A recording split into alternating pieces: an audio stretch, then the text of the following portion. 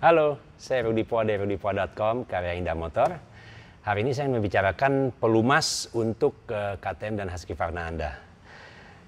Saya akan mulai dari jenis-jenis pelumas. Di sini kita ada oli mesin untuk 4 tak, dan juga kita ada oli samping atau oli 2 tak, oli campur. Kita juga ada oli transmisi dan juga minyak rem. Saya akan mulai membahas mengenai KTM 4 tak dulu. Ya, untuk KTM 4 tak memang yang direkomendasikan merek Motorrad.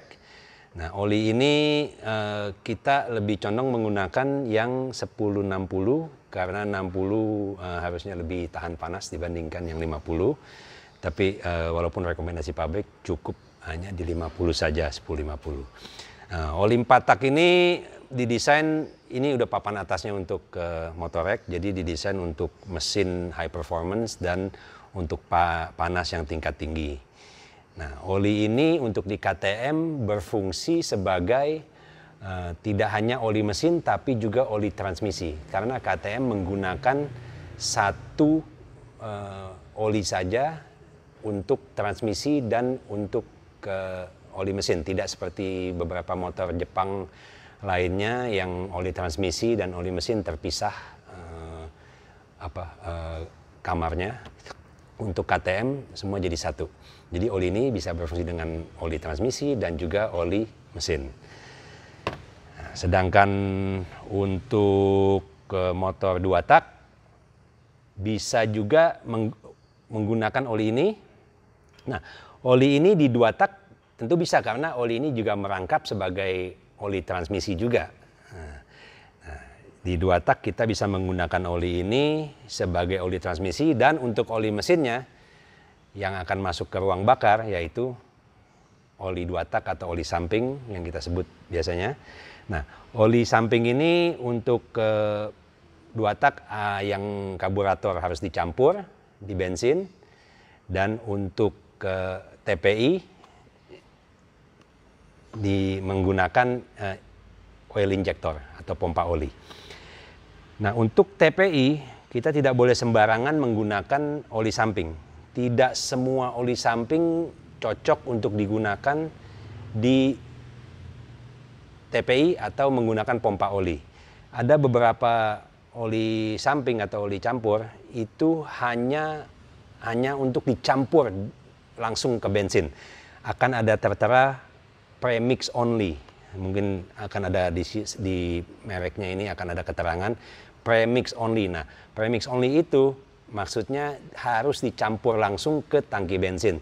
Jadi tidak boleh digunakan di TPI yang menggunakan pompa oli karena banyak mengandung kristal yang kecil-kecil, molekul kristal yang ada kemungkinan bisa menghambat saluran injektor oli di motor TPI. Nah, kembali lagi untuk ke TPI, jadi kita bisa menggunakan oli mesin yang digunakan di 4 tak sebagai oli transmisi, atau kita juga bisa menggunakan oli transmisi saja. Contohnya produk dari Ippon ini. Ini ditulis Synthetic Plus untuk gearbox. Oli ini bukan oli mesin, tapi oli transmisi, dan harganya pun lebih murah dibandingkan oli mesin yang berfungsi sebagai oli transmisi juga. Jadi jika kita memilih untuk menggunakan oli gearbox saja, harusnya tidak akan merusak kinerja transmisi di 2 tak.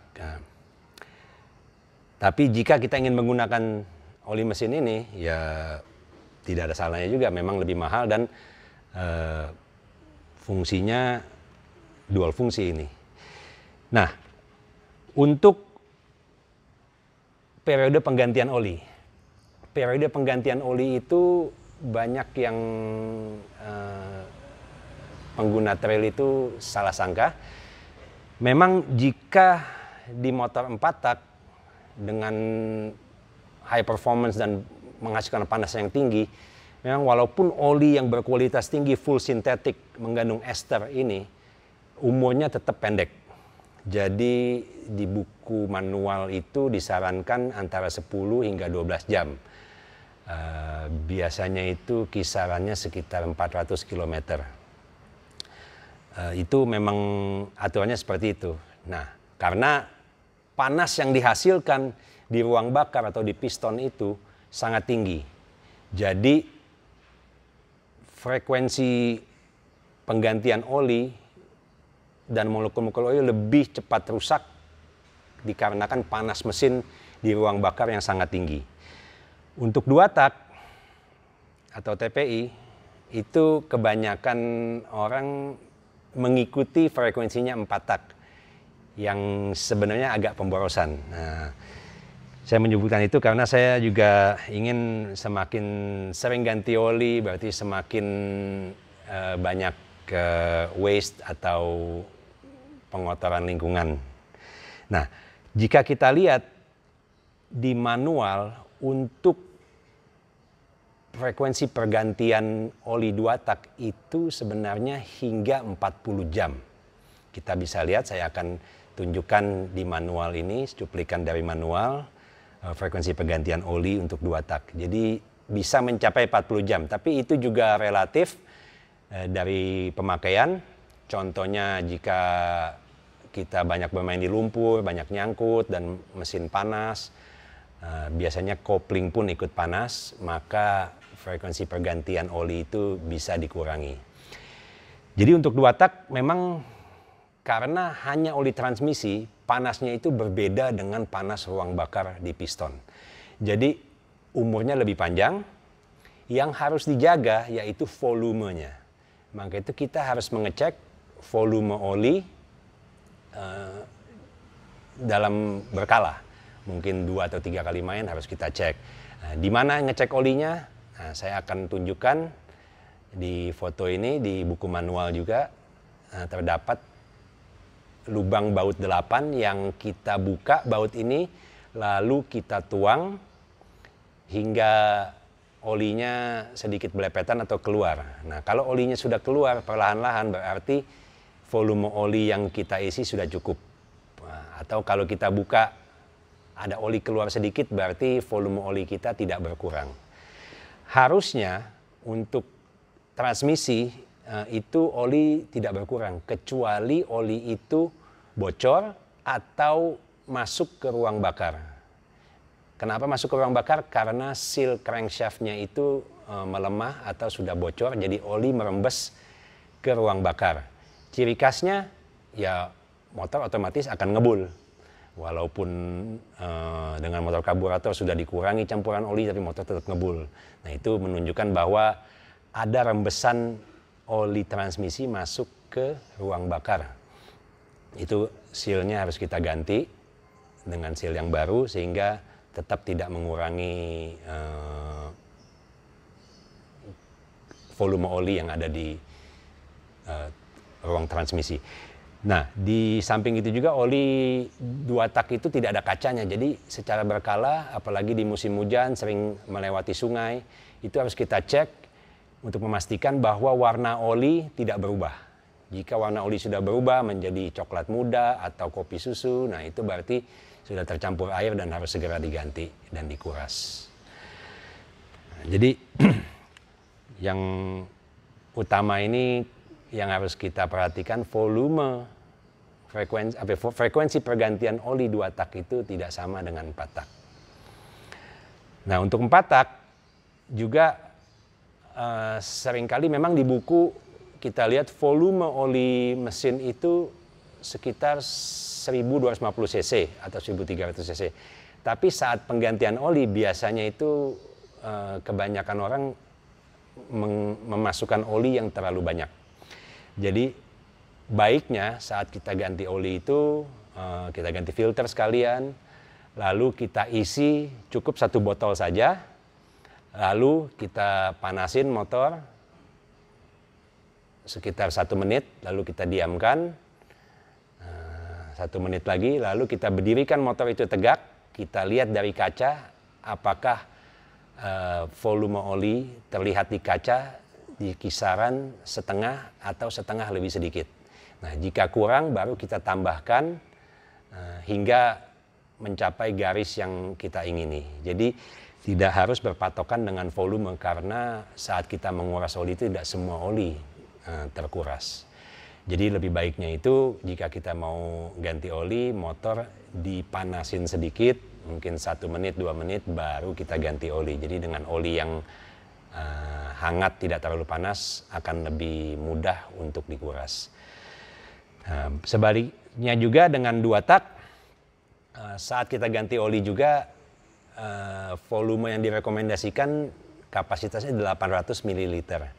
Jadi kita tidak harus masukkan 800, jadi kita mungkin masukkan 600 dulu, lalu kita panasin, baru kita cek lagi olinya, seperti 4 tak. Jadi kita menggunakan tolok ukur dari kaca atau dari lubang pengecekan oli kalau di 2 tak, tidak menggunakan volume. Saya rasa itu lebih akurat dan tidak akan overfill. Kalau terlalu banyak isinya itu memang ya jika terlalu banyak sedikit tidak akan merusak mesin, cuman agak berat aja mesinnya nanti. Untuk perawatan motor TPI, selain kita harus mengisi oli 2 tak ini di tangki, kita juga harus perawatan berkalanya itu kita harus menggunakan alat yang saat kita beli motor itu kita dapat. Alat ini bentuknya kotak dan kita colokkan alat ini ke soket yang ada di bawah jok. Nah, prosedurnya itu ada di buku manual.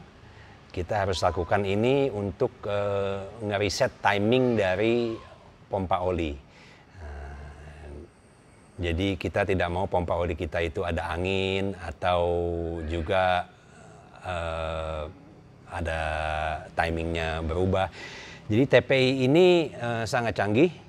Oli samping kapasitasnya di botol yang di atas motor itu 700 ml dan itu mampu menempuh atau digunakan untuk sekitar 10 tangki. Jadi cukup banyak dan oli ini cukup irit dibandingkan dengan dicampur langsung ke tangki bensin. Bagi yang menggunakan TPI tidak perlu menambahkan oli di tangki bensin. Itu lebih merugikan dibandingkan menguntungkan. Nah, jadi oli samping di TPI ini sangat canggih. Dia irit karena pada posisi RPM tertentu dia menggunakan mengkonsumsi oli dengan volume yang berbeda di setiap RPM. Nah, perawatannya yaitu kita harus sering-sering ngeriset timingnya dan juga menurut buku panduan, pompa oli TPI ini harusnya diganti setiap 80 jam pemakaian. Sama seperti piston, 80 jam juga, tetapi untuk pompa oli risikonya lebih besar. Jika terjadi sesuatu atau kendala di pompa oli, kemungkinan besar mesin Anda akan rusak total dan macet. Jadi